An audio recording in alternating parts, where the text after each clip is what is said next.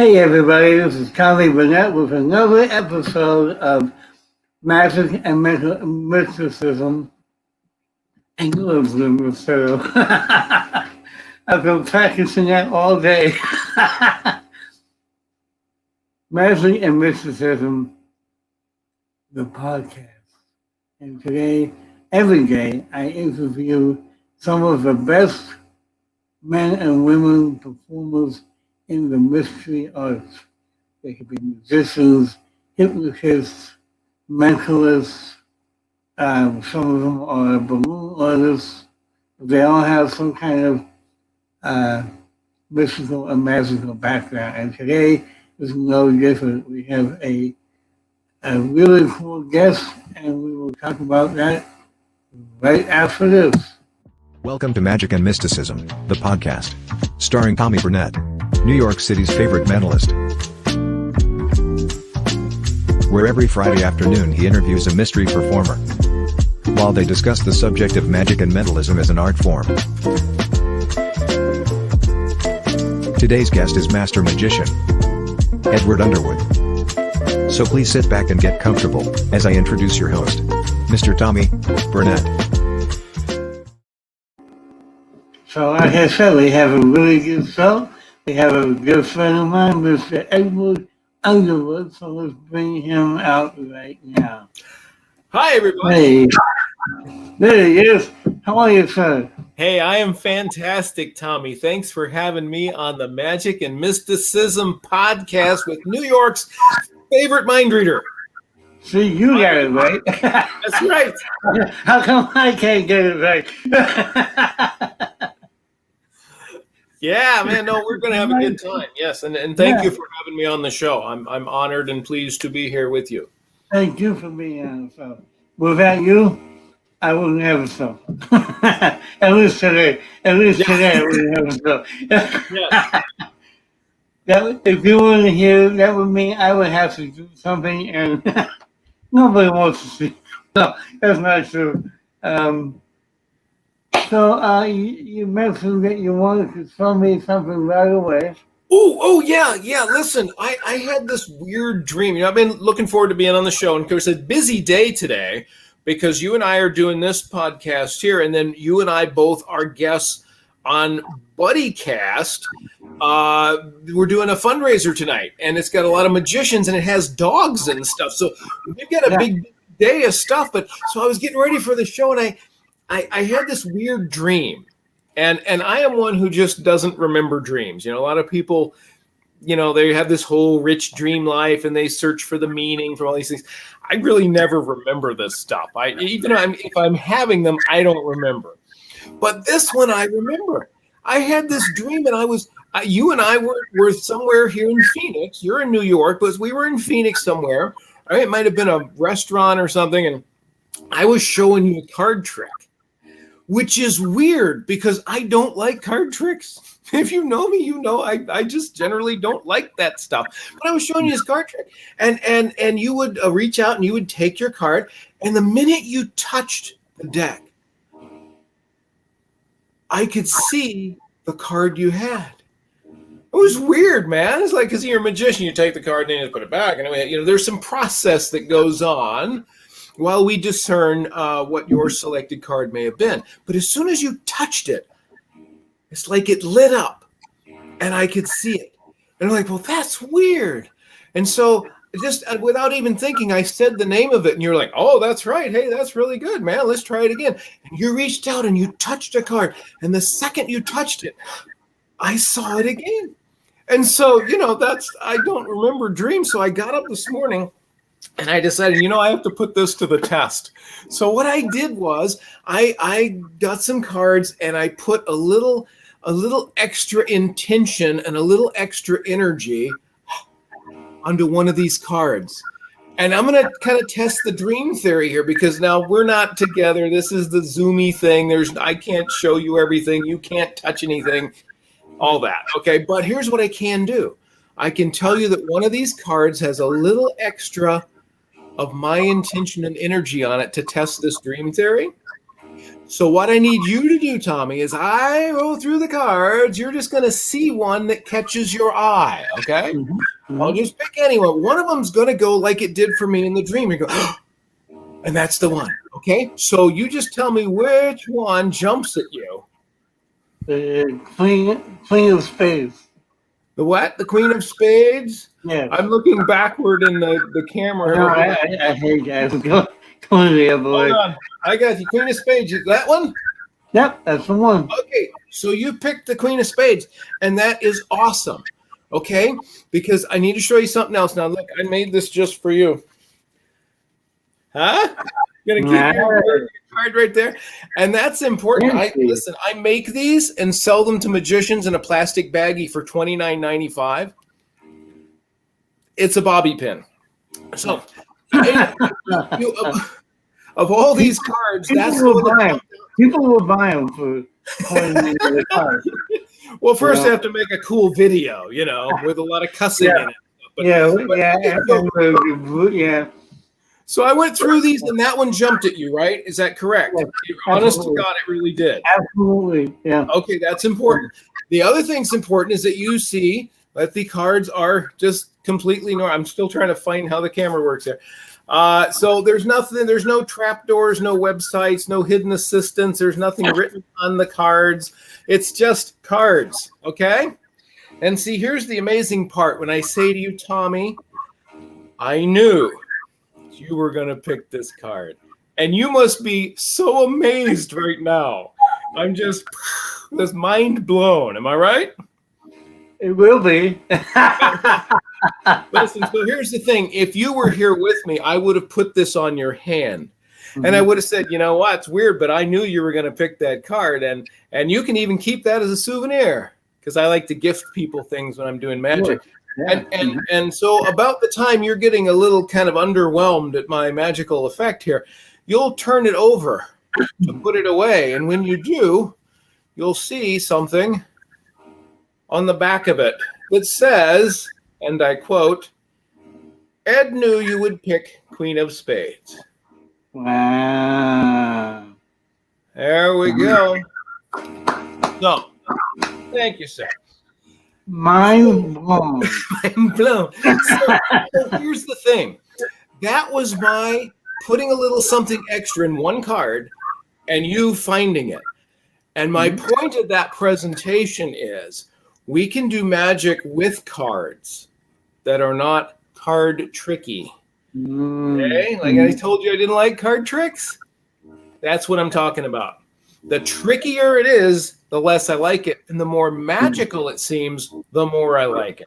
So I kind of wanted to take that and turn the tables on it. And, in that particular bit, it's almost incidental that it was a card, wasn't it? It was more about my idea and your idea. I had a dream and you lived it out and got to see the proof of it. So it was about you, and it was about me connecting. And that's what I liked about doing that one for you. Nice, I love it. It was great. Thank you. Yeah, I mean, I love everything you do. So. Wow. I was suspecting you haven't seen everything. But yeah, I was about to say. Probably not. Probably not. So Probably. Yeah, you never know. I don't know who this is, but somebody says, yes, my buddy, so I'm guessing it might be Nick. But hey, Facebook user, good to see you, man. If you're viewing, please put your name in the chat in your response, because they don't always show up. Robert Merlin Davis said Ed Underwood is always over-delivers. Well, he says that because I brought him a pizza once. So.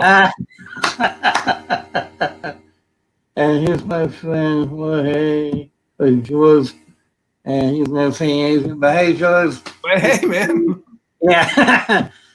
George and I are going to be in a magic show tomorrow afternoon. Oh, fantastic. Yeah, great.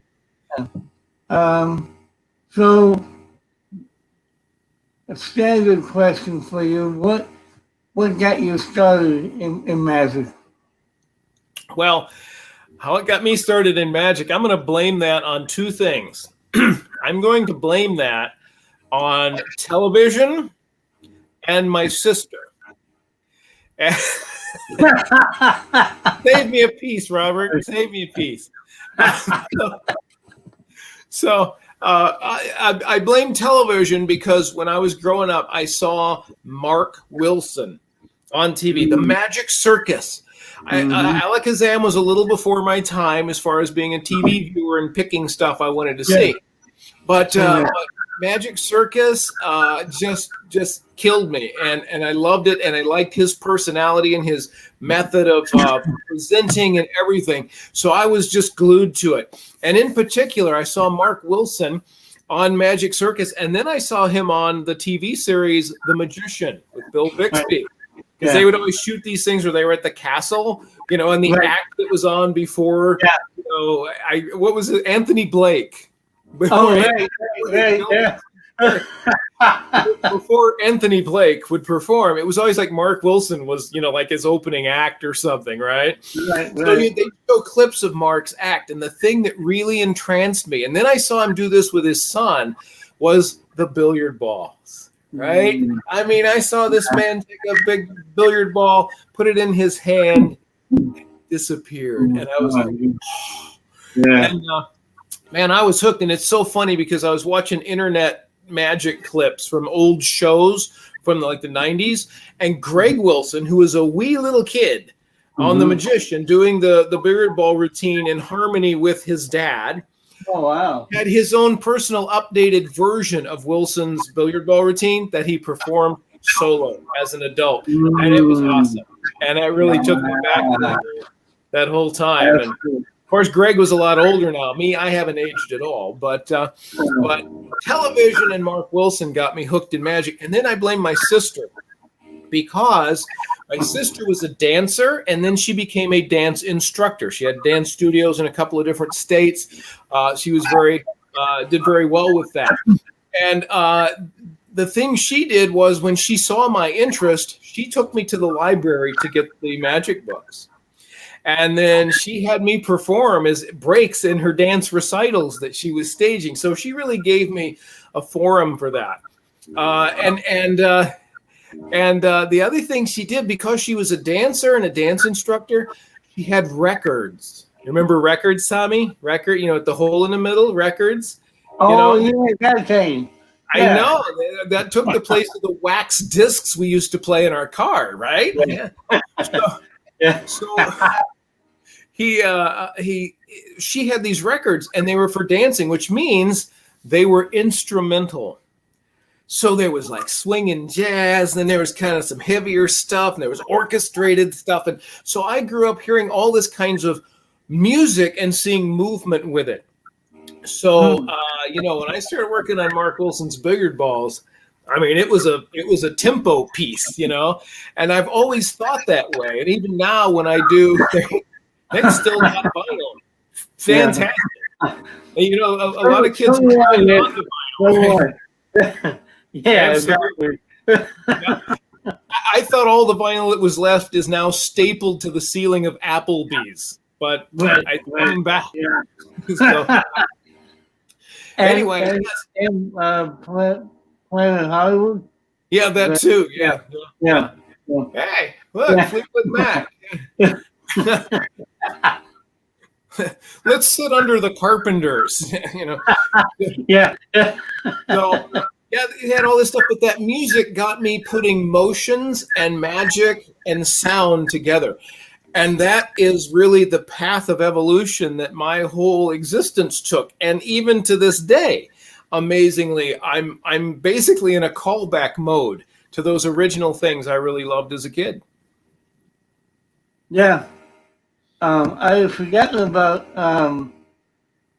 Anthony Blake on The Magician. Yeah. But I too, growing up, was a big fan of Mark Wilson and had his magicals. And Nani Darnell, right? Oh, yes. Yeah, definitely. Yeah. she might have been my first actual thrust. Might have been Nanny, because yeah. Um, so I'm assuming Mark Wilson was a big influence on you.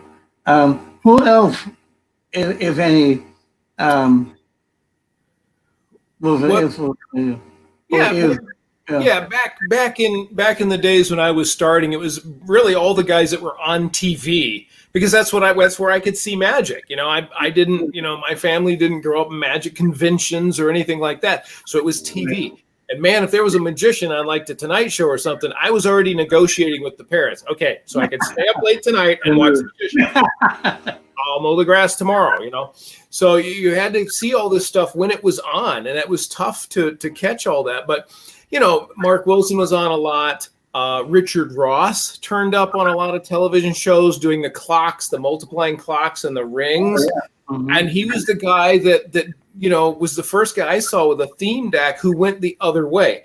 Whereas all the magicians were banging the rings and doing this, Richard did this. Yeah. It was slow. It was almost ballet. And so instead of crashing rings and shaking them, making all that noise, his was like they were almost silent, except when he would do a drop. And they just looked like they melted through each other. So I remember Richard Ross very, very well. And I'm sure there were others, but they may have not repeated on other shows, so I don't have their names. But all of that magic that was on TV in that kind of late 70s era was really where I grew from. And of course, now that I've gotten really into magic, I have a lot of people that's either in their writings or their performances have left a mark on me. People I admire and emulate to some degree. Don't imitate, but emulate is okay. So yeah, absolutely, yeah. Is there anybody that you would like to meet one day that you haven't met yet?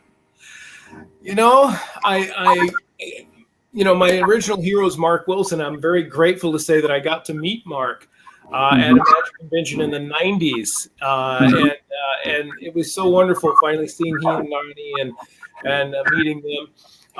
And because of the way things played out, I have met a lot of people that are kind of legends to me. I've had that opportunity. I'm very grateful to have met a lot of people that I consider to be brilliant in their own right and great role models for the business. Of course, there's always still people you want to meet. I would love to meet, not taken through the handshake line, but meet. I would love to really meet David Copperfield. Yeah. And that is because I think that he quite simply raised the bar. I'm still not sure where that bar is. I mean, and it was his obsession with combining theater with magic and creating character and plot lines and giving emotional closure at the end of a piece that set his stuff so far apart and so far above basically anything else. And, he takes a lot of ribbing for the TV show every year. Eventually it became a little formulaic. When I was a child, we didn't have eggs, whatever it was, there was a story to it. And that was the way he was making emotional connection. So, we saw some of that, but, at the end of the day, he basically reinvented magic as a legitimate theatrical force. Absolutely. Yeah. So I'd love to hang with David, just talk to him for a while. That would be really awesome. So that's on my bucket list. Yeah, I would say it would be on my. That'd be great. I'll see if I can get him on the show, and then I'll bring you on as a special guest so you can meet. That would be awesome. Yeah. So David, if you're watching this, I want you to be on the show. So I could deliver a pizza. Yeah. And from what I hear, a very good pizza too. Yes. Do you have a favorite highlight in your magic career? I do, and I'm very lucky. I was thinking about that kind of a question because I've had a couple of different people ask me that now that they realize how old I am. Mm. But honest to God, I'm just really excited and really pleased and very blessed because my magic career highlight is what I'm doing right now. Okay. And that is, I've started this show called Sonic Cinema Experience. I'm gonna do a shameless plug right there. I'm gonna get in there. Yep. I don't know.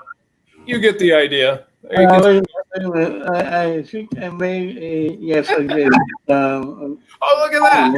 There you go. Yeah. This man is ready. Yeah.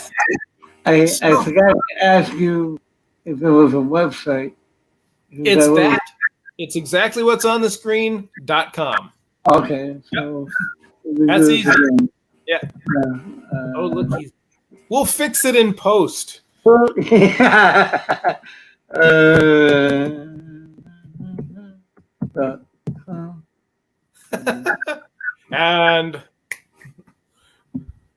hey, look at that. Magic.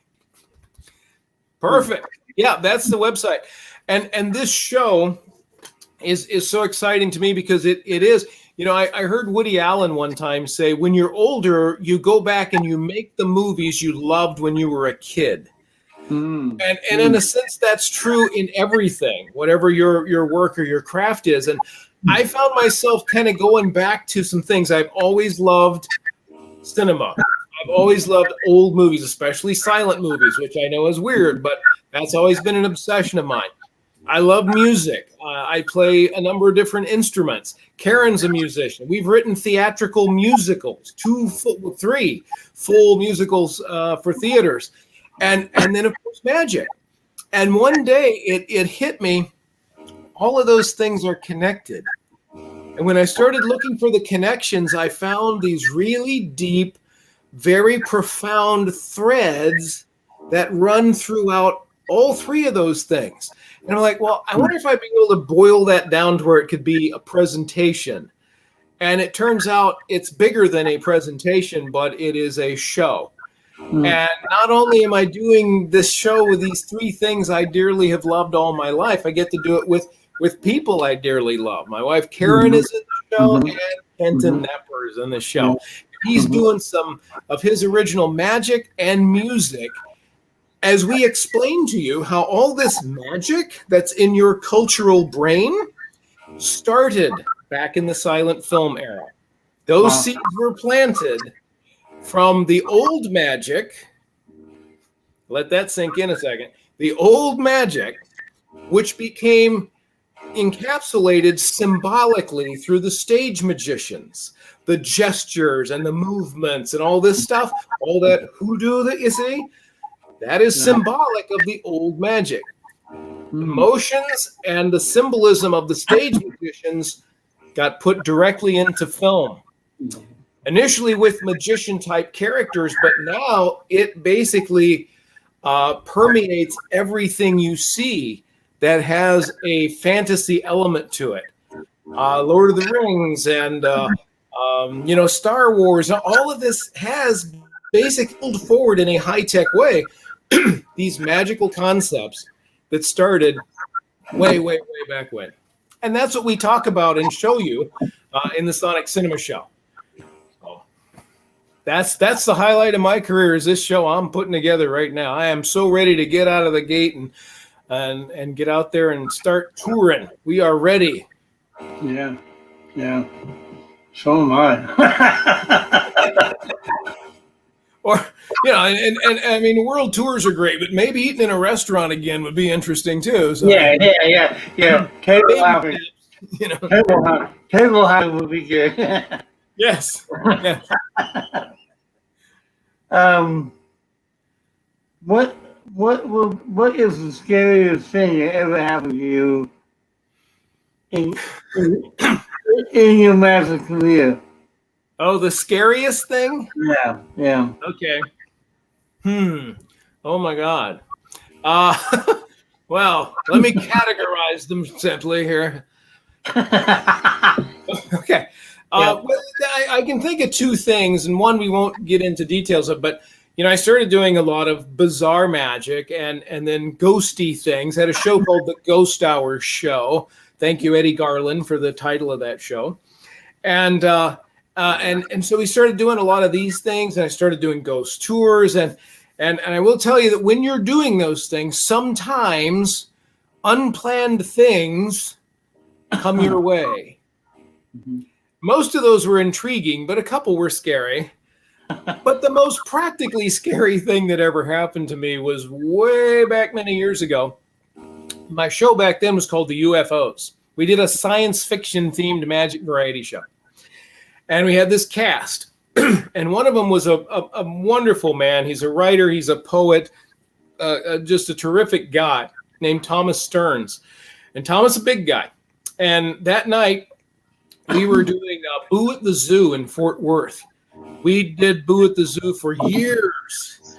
And we would go each night that the Halloween thing was on at the zoo. We were there and trying to, add a little atmosphere and do, some things outdoors during this festival. Well, Thomas that night pulled alien duty. And alien duty means you get to dress up like the space alien. We had a space alien in the show. His name was Alan Fromars. Okay. And so it was Thomas was on alien duty, and he had this big black robe on and the alien head and the hands, and he would go around and give out things to kids and walk around and do all kinds of stuff. And then he would eventually circle back to the area where we were performing, and we'd kind of check time and see where we were. And he walked up there right when I was juggling torches, and it was all outdoors, all cement, fuel sources were up. Listen, we're professionals. Okay, so we have a perfectly locked down, safe environment for the fire juggling. But nothing gathers a crowd more than seeing those things flip up through the air. Balls of fire coming up from behind, the wall. You want to go over there and see what it is. So they would use us to direct traffic away from some of the real congested areas, because people would stop and want to see what the fire was.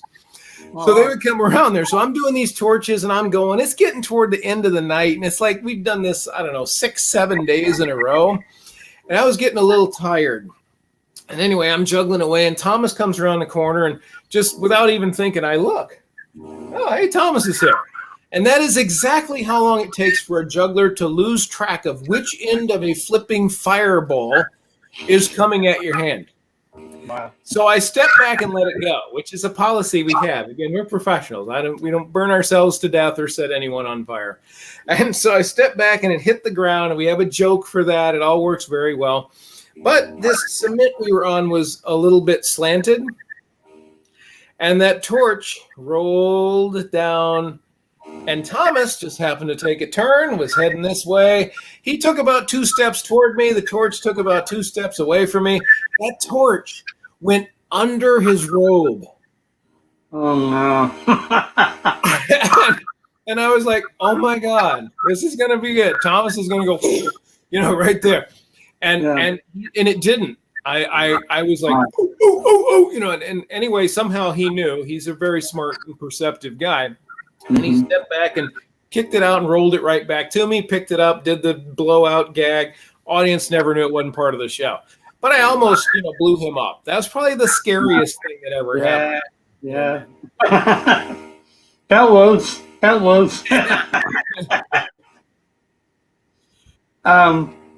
So next question is going back to ghost tours. How did you get into that?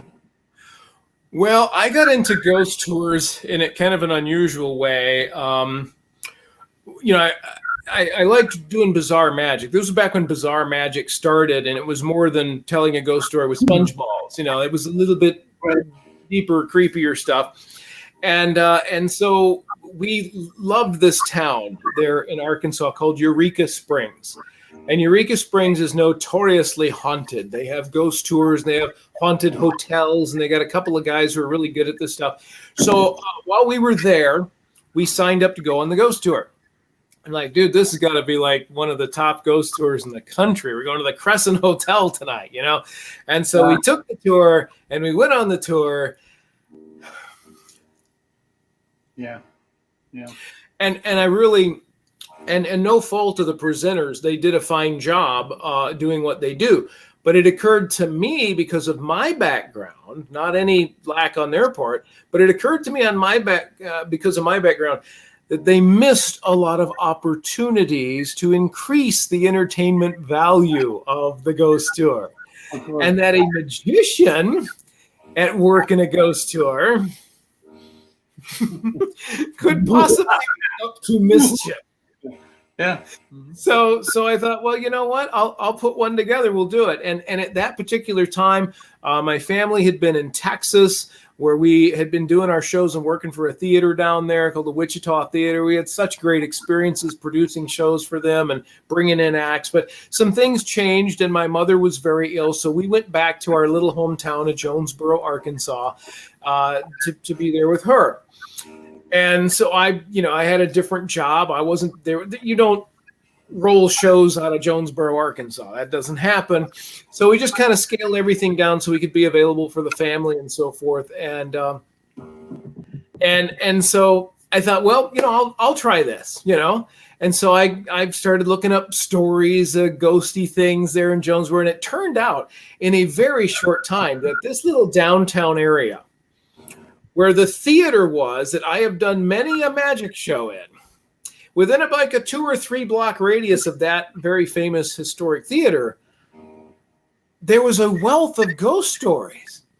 So I began to sew them together and have little effects that could go with it, little pieces of magic.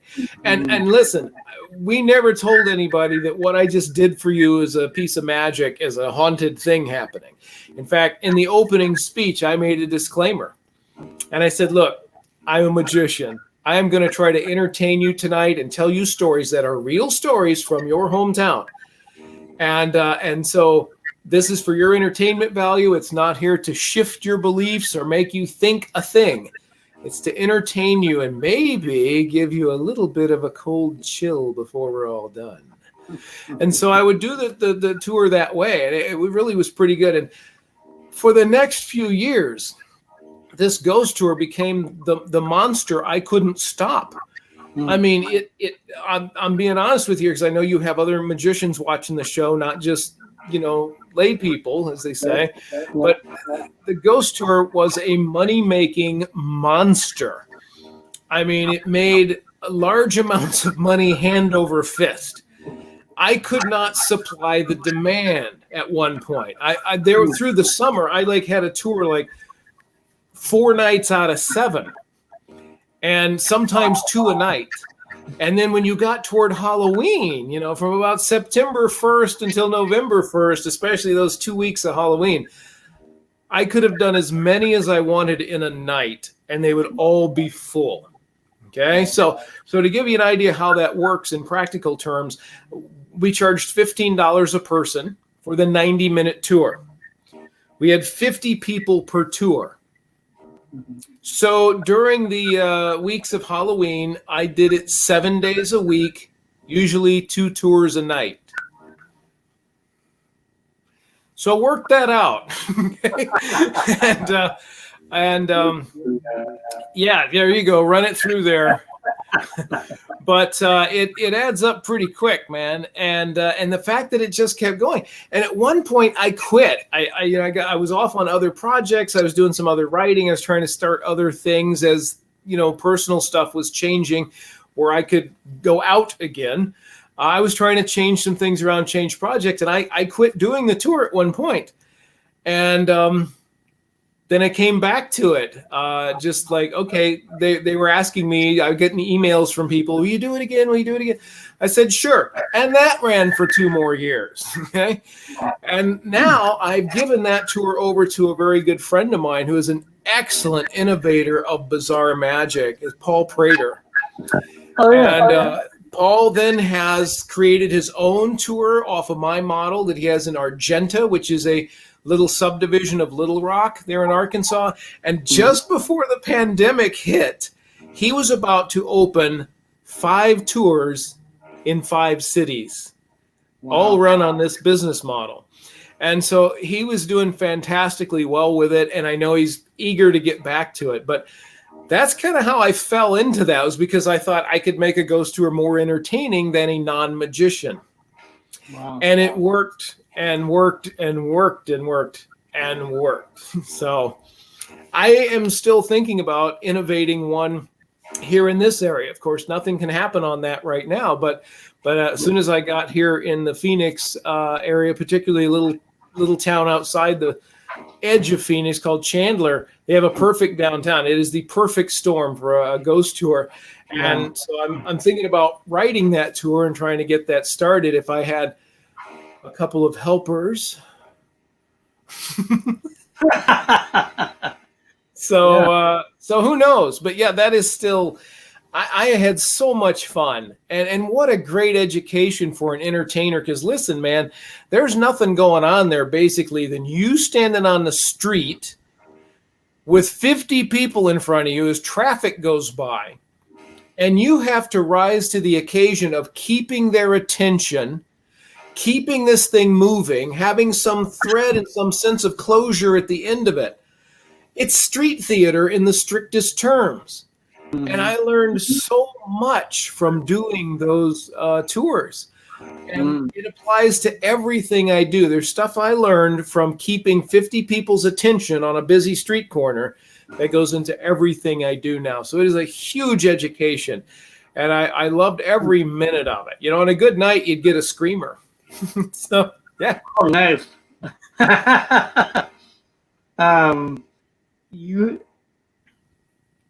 You actually wrote a course on how to do this. Yes. Right? Is that still available for? There's a couple of things. Number one, I wrote 2 books of ghost stories for History Press. That's now Arcadia Publishing, called Haunted Jonesboro, Arkansas. That's basically the stories. Excuse me. It's basically the stories from the ghost tour that I created. And then after we moved, I started another one in another city, and there's a book for that one too called Haunted Springfield, Missouri. And that was during our Branson foray. So those 2 books are available at your local bookstore or online through Amazon or Arcadia Publishing or just about anywhere. So those are for the public. For the presenters, for entertainers or speakers, particularly magicians, mentalists, thanks to the interest of Kenton Nepper and Wonder Wizards, we sat down and put together a course. It is a comprehensive course. I forget how many lessons and videos are in this. There's manuscripts and videos, examples of newspaper publicity. This thing is like 48, 50 sections long. And so we put this out, and it's called Real Secrets of the Ghost Tour Business for Magicians and Mentalists. If you are interested in doing that, go to wonderwizards.com. That's Kenton's website, and get that. Because if you have any interest in this at all, you can learn everything you need to know to open that tour by October this year. And here's an important thing about that. If you start now, you can. Okay? Here's an important thing. I don't know if any of you follow the Association of Performing Arts Professionals, or APAP for short, but in the APAP opening session, their special guest, Dr. Anthony Fauci, was asked the $64,000 question. When will the venues be able to operate like normal again? When can we get our shows back? And he said, this is Dr. Fauci. Dr. Fauci said, if everything holds together on vaccine distribution, ... see terms and conditions, but if all of that rolls out like we think it will, he said, show business should be operating again like it was by October. So you've got from now to the fall to be ready for what it is you want to unleash. And if you get that course and put the work in developing the tour, and it will take you a little bit of time, come October, you can unleash the beast of your own. Yeah. Any viewers definitely check that out. And also have a course in beginner juggling. Oh, yeah. Um, Yeah. I don't. Do you have any other courses on? No, I did the super fast way to learn to juggle and had that out for a while. It is now gone. And Okay. I actually had a thing on a Q&A act, which was my Oh. approach to the two sides of a Q&A act. If you're a mentalist, you know what I'm talking about. Yeah. I had a very practical, straightforward way to give you a lot of freedom and a lot of real hits in the thing. And I had that out for a while. It also is gone now. Yeah. So those Okay. were like secret Sorry, from guys. things. Sorry, guys. I didn't mean to get your That's hopes right. up. Yeah, listen, I did that act for like 15 years. That was a big thing in the Ghost Hour show, actually. And Okay. it worked perfectly for me. It's an amalgamation of methods that I put together. And for me, it was the single most practical way to always deliver the goods. And so I had that out and shared it with, I don't know, there's probably a dozen magicians that got in on that. And that's for them and me to know. Cool. Where is the coolest place you've ever performed? Ooh, the coolest place I've ever performed. That is an excellent question. I've been very blessed in my long and random career. I've performed in some great theaters. I'm a sucker for theaters. It goes back to this whole dance and cinema and all that stuff. It led to my popcorn addiction, which we're working on. But anyway, I love theater. So I have been in some great, beautiful theaters. And, even while we were in Branson, we were in a bunch of different theaters, the Hughes Brothers Theater, the Jim Stafford Theater, the historic Owen Theater, just theaters of all shapes and sizes. But to answer your question, it's not what you would think. The coolest place I ever performed was 50 stories underground in a thing called Marvel Cave at Silver Dollar City in Branson. Okay. So I was in Branson, Missouri for 5, going on 6 years. Karen and I were in 5 or 6 different shows, including she had a show as a vocalist that I played, my son played in. And then we had the UFOs show, and then we were in a couple of different comedy shows and an improv show and all kinds of shows. But I became a tour guide at Marvel Cave. Marvel Cave is the oldest attraction in Branson. In fact, it's what started Branson. Without the cave, there's no Branson.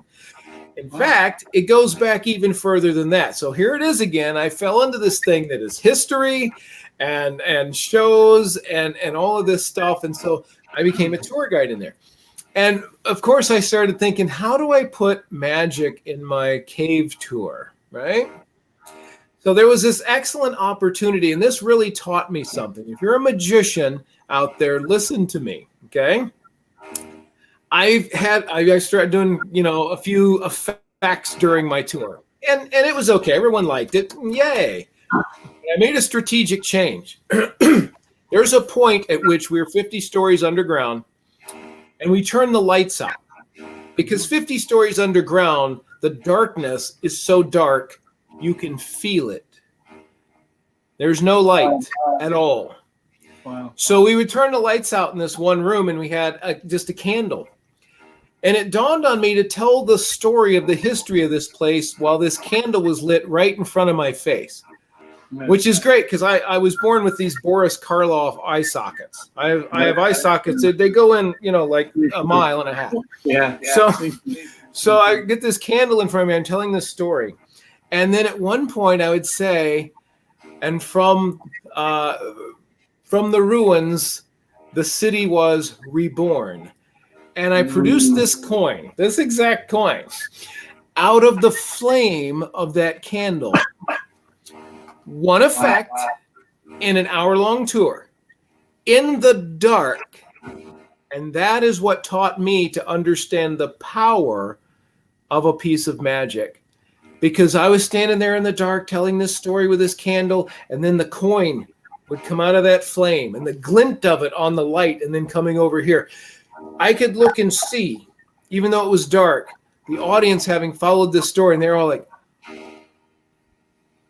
I mean, they were impacted by this. They're just like, I didn't expect that. Oh, wow, it is a really kind of an amazing thing that all of this happened like this, and we're right here. One piece of magic, done the right way, and less was definitely more. And that was a big lesson for me. So, man, for 5 years, usually 5 times a day, I took these people down 750 stairs, 50 stories, and back up again. And in the middle of it, told the history of this place and produced that coin out of a candle flame. And you could feel the emotional release that people have when they saw that. And that taught me a lot about how to, kind of use magic wisely. And so that, to me, it'll always be the coolest place I ever did magic was 50 stories underground in complete darkness with one candle and a coin. And I loved it, man, every day for 5 years. That's great. It really kind of was. It's like, I would think it's like, I need you to come with me on the tour, another guide. Bring your phone. I want you to tape this. You can't. It's too dark. So I have no souvenirs from that other than my memories of seeing that sea of faces out there lit by this flickering candle flame and the reaction they had to that coin. Yeah. It was powerful stuff, and context is everything. Yes. As you know, we did. What am I echoing? We had Kenton on last week, Kenton Nipper. Yes. And, it was a great show. But something I learned from him is that what you just said, context is everything. And that one small bit of information has transformed almost everything I do, not only in magic, but in life in general. Yes. Yeah.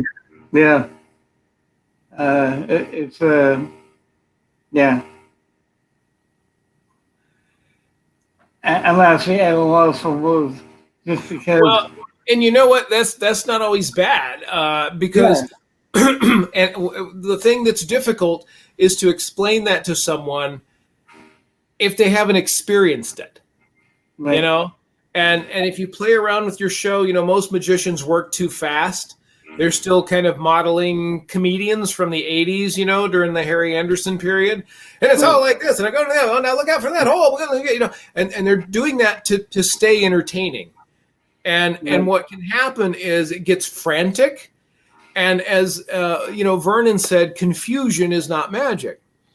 So there's a time and a place to be kind of frantic and a lot going on and build that energy to a climax or something. But there's also great power in bringing that back down. And most magicians work too fast. Try it in your show. Slow down a little bit. Cut that script. You've probably got 3 times as many words as you need. So if you had less words, you could take more time deliberately giving each thing some feeling and meaning instead of just throwing lines out. Yeah. It's funny. I have learned that the hard way because of my speech impediment. Yeah. I often forget, but when I'm on stage, I'm conscious about slowing down, and not only to be better understood, but also because I think you get more of an impact when your audience is not like right.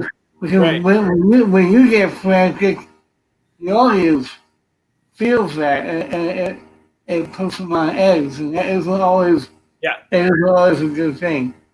So now we're gonna move on to something everybody is dealing with, and you kind of touched on it when you said about things hopefully getting back to normal for us in October. How has COVID and quarantine affected you as a performer?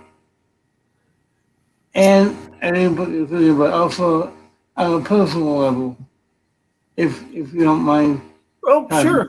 Yeah, no, listen, it's been a very tough time for entertainers.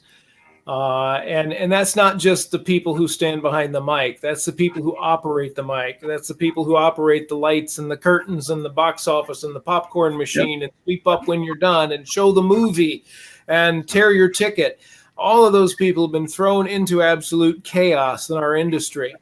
And the losses are rather massive, not just money, but lives. I mean, you have career professionals doing that thing that is so unique, and suddenly it's just not even an option anymore. So it's been devastating to the entertainment industry. And so like everybody else, it meant the end of gigs. And so as we were at the spring of this last year, not 2021, but we don't mention it. We don't say it out loud. Yeah. But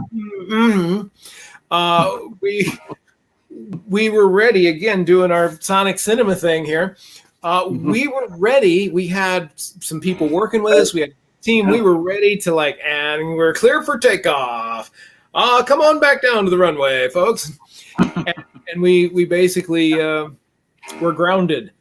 And so it's been a mixed blessing, honestly, because the time has let me be more creative and more thoughtful and more strategic. I've even revisited all the stuff in the Sonic Cinema Show, and I've had the team involved. We've done different music. We've done different film clips. We're upgrading things. I have a new tech system that runs the show. So we were able to invest in that time and energy into getting a more perfect product to market when that moment comes. But as far as the situation, it's just horrible. I mean, I get friends who are touring like rock musicians, and they're just like, this is awful. It's killing me. There's people who are on the road 200, 300 days a year, and suddenly, they're, and it's good. They're seeing their families, and everyone's being as positive as they can about it. But you can imagine what it would be like, whatever your job is. You just showed up one day and it's gone. And during the pandemic, that's happened to a lot of people in a lot of different professions. So I've tried to use the time to be more creative and innovative and perfect my craft. So that's the positive part, but it has been depressing and it has been hard and it has been a real challenge to keep your bearings. There just come points where you're kind of like, okay, we can do this a little longer. It's okay. You just have to kind of reset your brain and go we're not done yet. And it's a challenge. It's tough. And so I'm very grateful to some friends like you and Nick and Chris, who've had me on some of these Zoom shows. I've done a corporate show or two. I've done some seminar stuff. So I've had a few things to do with, the Zoom room thing here.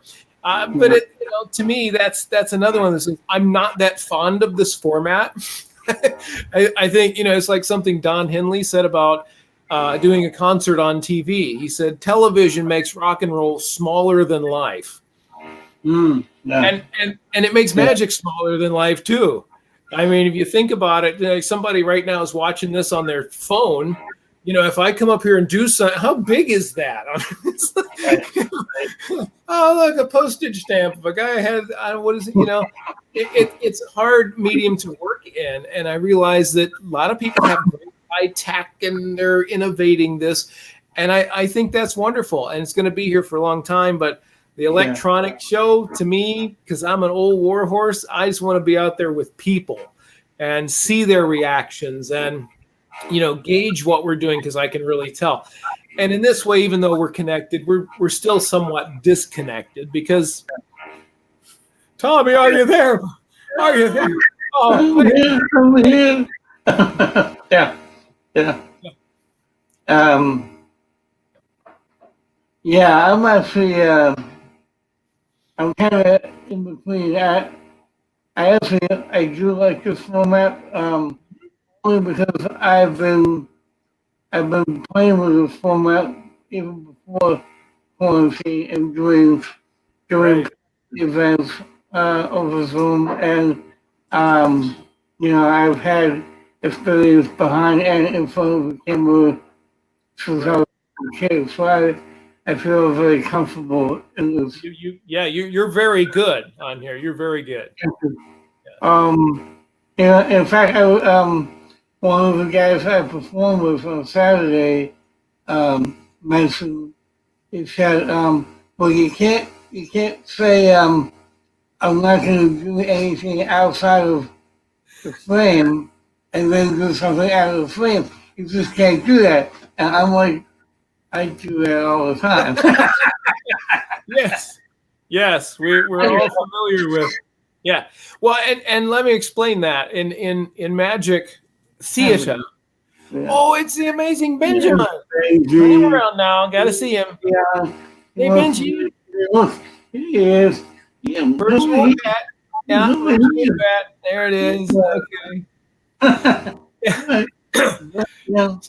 So in magic theater, there's a thing called the proscenium strategy. Right. And that is like at a theater, there's a proscenium. There's the two side walls and the top, and the curtain comes down here, and the stage is there. Well, you can strategically use what is or isn't on or off stage. I mean, in a play, in a dance, in any of these things, we're aware of our performance space and try to utilize it to keep and direct attention. Well, in a Zoom show, the proscenium is like here, and Yeah. and that provides certain opportunities as well as certain distinct drawbacks. And even though I've seen some folks use the medium really well, to me it's very restricting. If I want to, like when I had to show you the cards and you say which one you want, well I have to look at it. Well, that means I got to. Right. Right. If we were there for real, I could have just turned the thing around and been normal about it.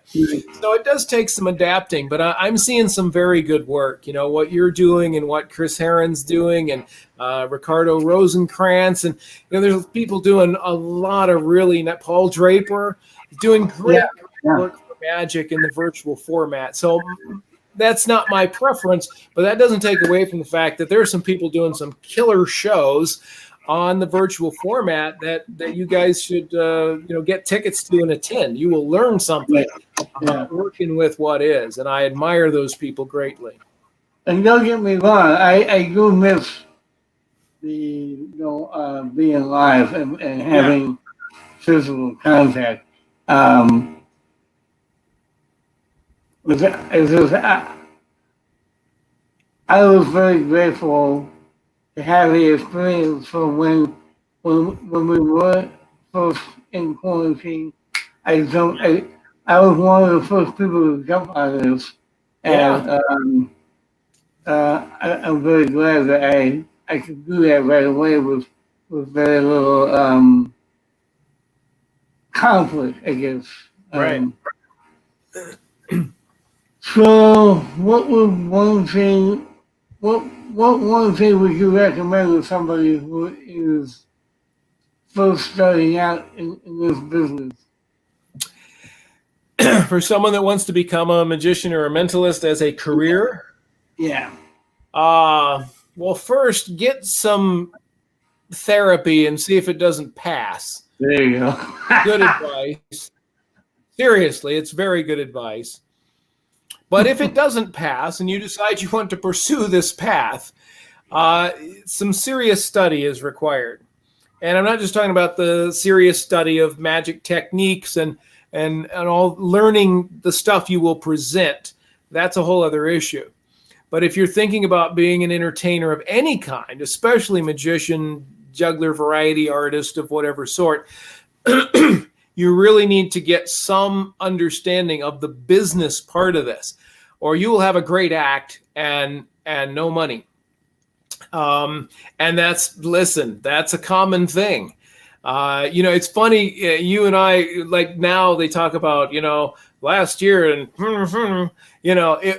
America became a gig economy. Remember them saying that? It's a gig economy. It's like a one-off and then a one-off, and then you did something else, and then you drove Uber delivery for a while, and then you did something else, and you just keep changing gigs basically. And that's a new thing, as opposed to the old model where you had the job with the corporation and you retired with a gold watch in 50 years.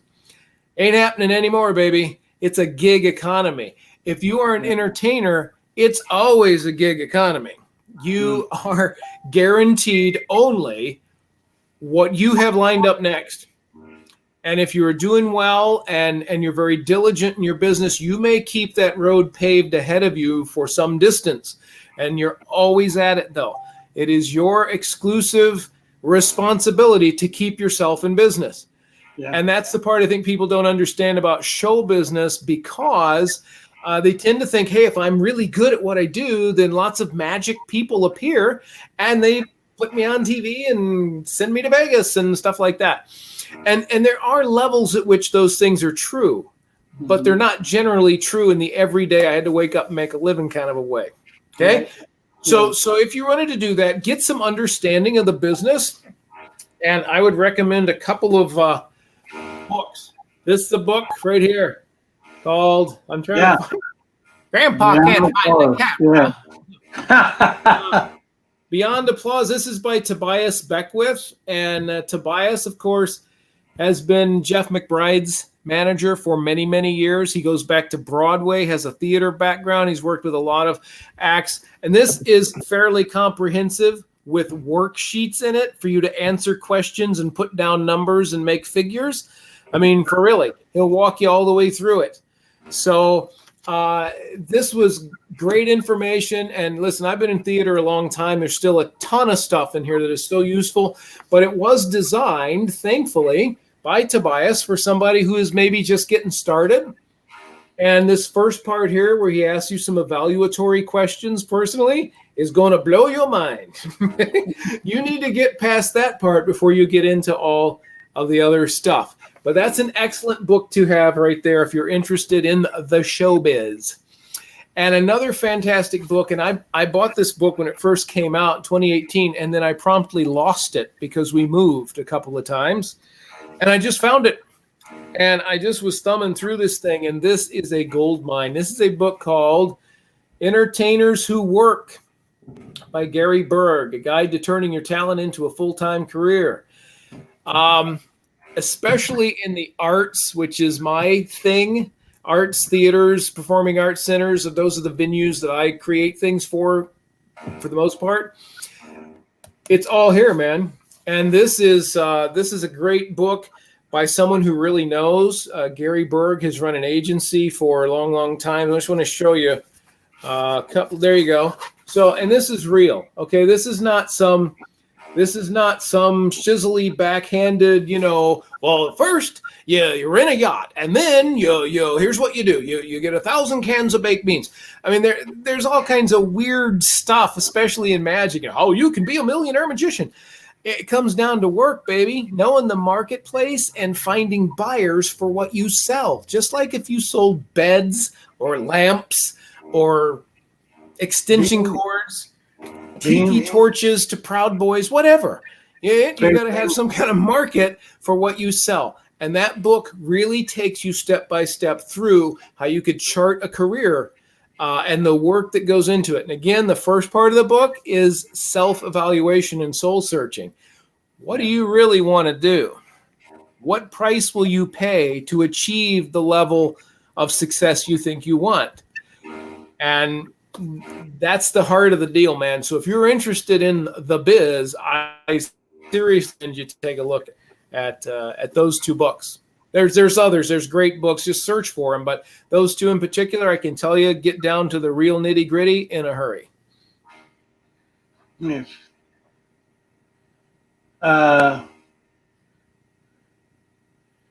So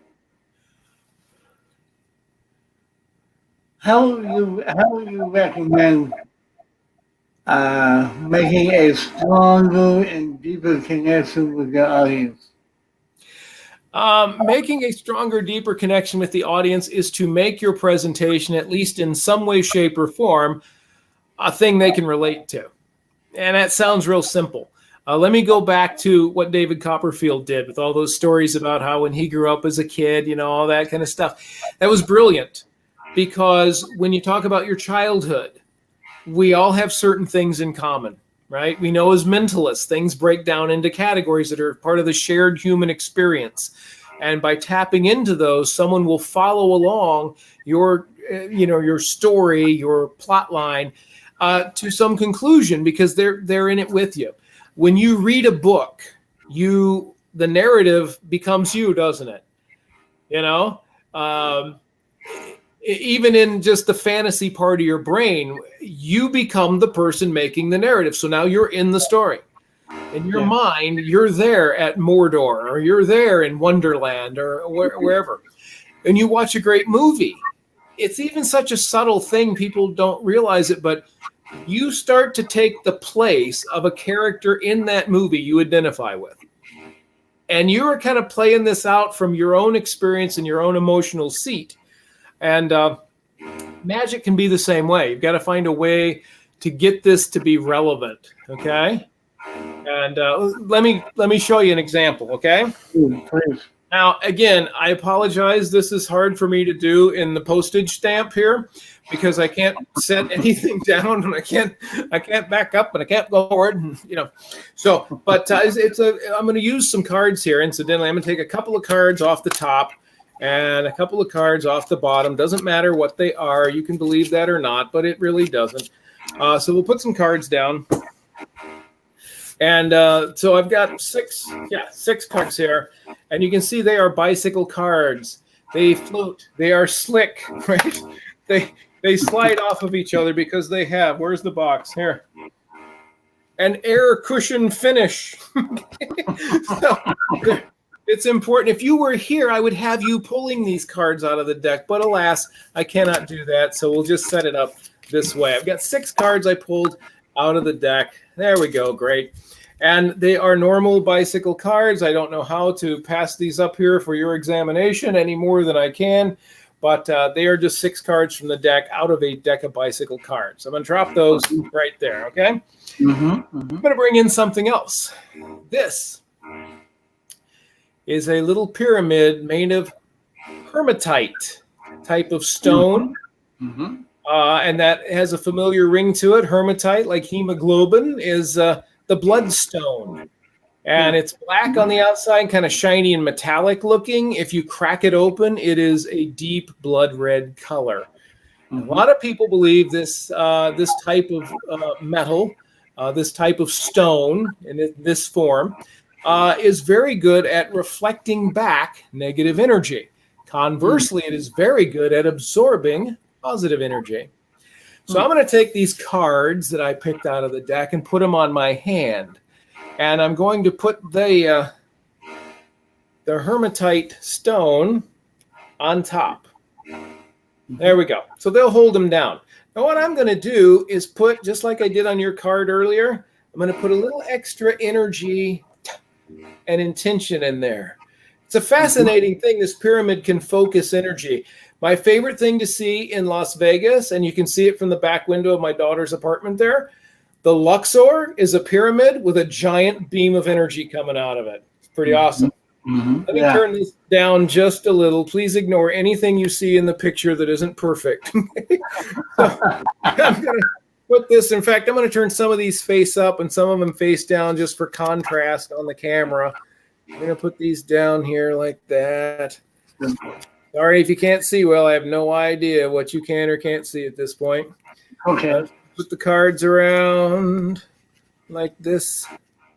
Yeah, there we go. We'll put this one over here. There it is. Now, putting that little bit of extra energy in there, it's almost magnetic. It's almost like a magnetic response that you can see.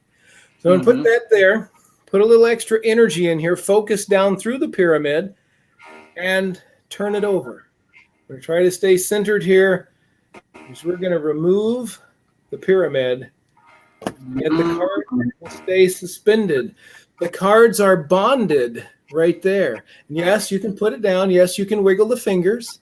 In fact, you can even take some of these cards out and it will still remain suspended in space. We can turn it over. There you go. And until the spell is broken, they stay suspended. Here's what that's really about. That little card there is like people in your life.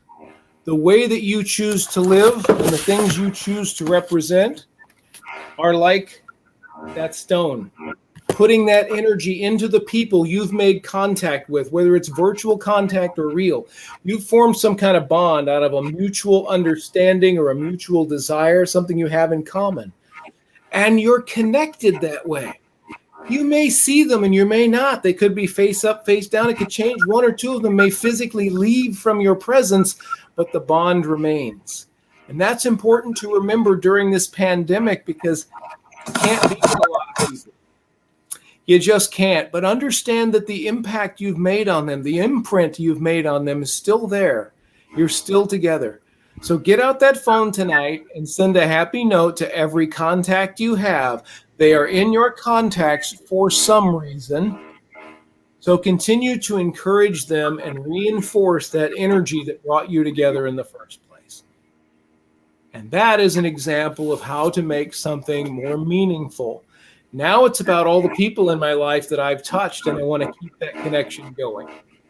Again, we did something with cards. It did not matter that it was cards, did it? Who cares? Could have been postcards, could have been blank index cards, could have been anything. The cards were a mere component to the meaning of the piece. There you go. Nice. Very nice. Thank you, sir. No, thank you. So it's almost the same as the next question. How does framing or labeling an effect, how can that make or break an audience's reaction? Yes. Well, it is kind of the same. You know, I think it was Maya Angelou said people will forget what you said, but they'll never forget how you made them feel. Yeah. And of recent in the popular vernacular is this thing, oh yeah, it got me right in the feels, you know? And you want to make sure that at some level your performance gets them in the feels, because that's when it's universal. I can talk academically about some thingamabob and it may be amusing for a moment, but if I talk about it in a way, or I talk about a thing that carries some emotional resonance to you, that's going to stay with you. So you want to end your program with something that can bring that together for people. I'll give you an example here. Sonic Cinema, this is the end of our show. We have an oath that we have every audience stand and take with us, and it's 3 simple thoughts. After all the stuff we've shown you, keep your head up, your heart open, and your magic alive. And at the end of the show, those 3 things all have a deeper meaning to you, or so we hope. That's been our job to flesh that out for you. But you've got to find some emotional resonance in something that you're doing. Yeah. Yeah, absolutely. Great. So is there anything we have not covered that you would like to talk about before we move on to the last part of the show? Gosh, I don't know. I think we covered a lot, man. We talked about caves and pizza delivery and and all kinds of things like that. So I don't know. Can you think of anything? Did we forget anything? What did we forget? Trying to think. I honestly think we covered so much in a small amount of time. There was a lot there, yeah. Yeah. So I know you performed a little bit for us during the show, but would you close the show by performing something else? You know, I'm glad you asked that because, you know, when we started this back then, I had that whole dream about the, you know, you're touching the card, me seeing it. And so we did that thing at the beginning where one card jumped out to you, and then it was in fact the one that I had previously put a little extra energy and intention into. Right. I want to try that experiment again, but this time you're going to be, there you are. Sorry. This so confuses me. You are going to be the transmitter, and I will try to be the receiver. Okay, so we'll turn that around the other way. So what I want you to do right now, Tommy, is close your eyes and just kind of flash through in your mind a deck of cards. Again, it's cards. It doesn't really matter. It's card. That's not what we're after here, but we'll use cards because everyone understands them. So flash through that deck, the colors, the suits, the numbers, the face cards. Just disregard the jokers, but anything in the regular deck, flash through that until one of them jumps out at you. And this is going to be the one that you're going to put a little extra intention on, okay? So you let me know when you have one on the big widescreen CinemaScope display in your mind. Got it. You got it? That was fast. Okay. It came very quickly. That's the best sign we're going to get this to work. That's fantastic. So now, before you say anything else, are you sure you're happy with the one you're thinking of? Do you want to change your mind? No, I do not. Okay. And for all the magicians out there who've read Roy Benson books, happy with the mind you've got. Okay. Good. We'll get to the clean hand, dirty hand in a minute. So, okay. So you have that card in mind. Do not change your mind now, okay? Now, I am going to concentrate and pick up your intention, and I'm going to tell you the name of your card, okay? So give me just a second here. We got to shift gears from just yammering to really kind of focusing.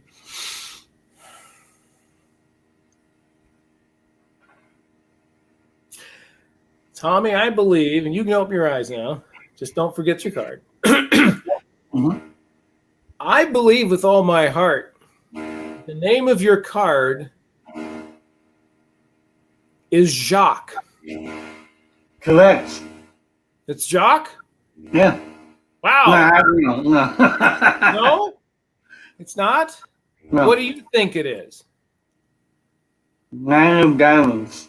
9 of diamonds? All right, hold on a second. What did I say it was? I believe it was Jacques. Oh, yeah, I did say Jacques. Okay, let me take, we're going to just settle this. Get rid of the kid jokers. And you said it was what? It's the what? Nine of hearts? Yeah, 9 of diamonds.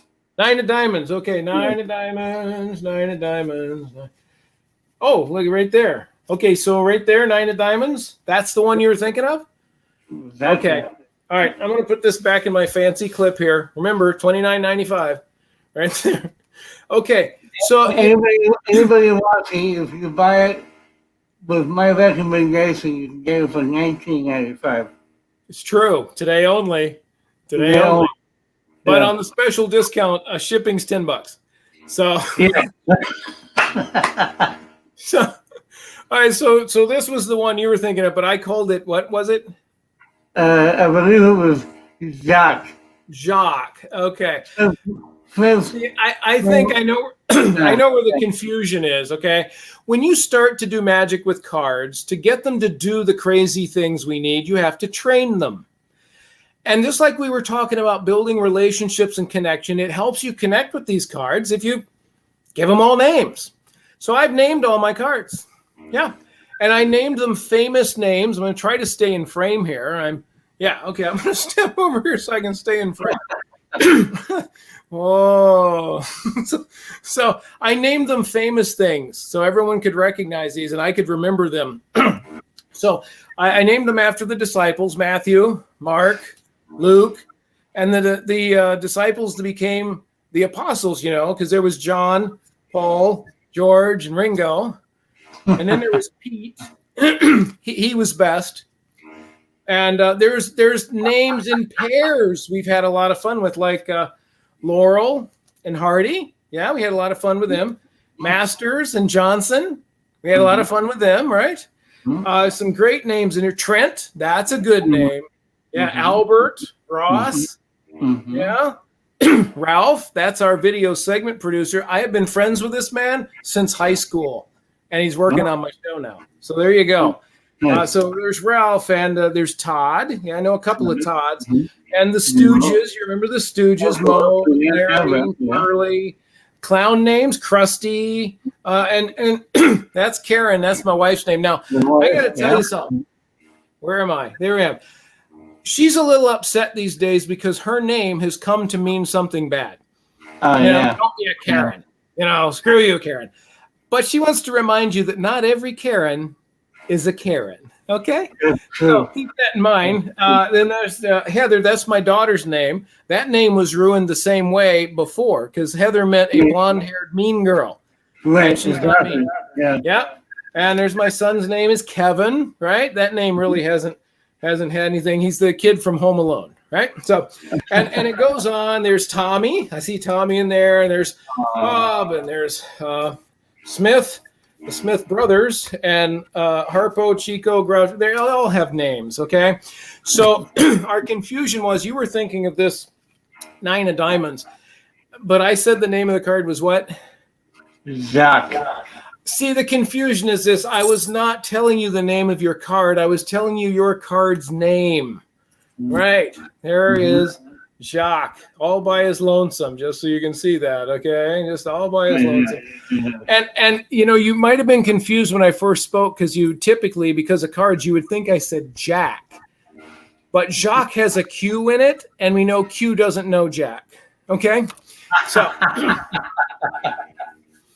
So thank you. You sent, I received. We've completed the task. Excellent. Thank you, my friend. Thank you. It was a great interview, a great performance, and I thank you.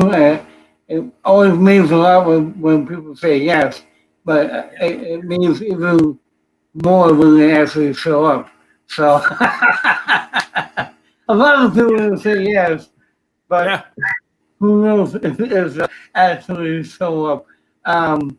So I thank you for that. And I hope anybody who's been watching this has enjoyed it as much as I have. So if you can hang out for 1 minute after the show, because I'd love to talk to you a little bit. Yes. And I'm going to thank you one more time. And what are we doing here? Okay, here we go. So, that was Ed Underwood, a very good friend of mine and cohort in magic and mentalism. And later on tonight, we are part of a fundraiser for, I believe it's called Happy Bark. It's a rescue shelter for dogs.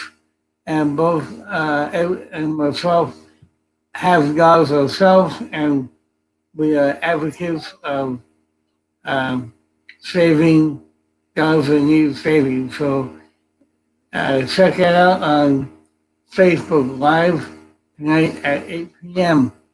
And next week, I have another very good friend by the name of Omar Illusion, who I work with every week, and he will be the guest next week. So until then, remember, the real magic is always inside of you, and I will see you next week.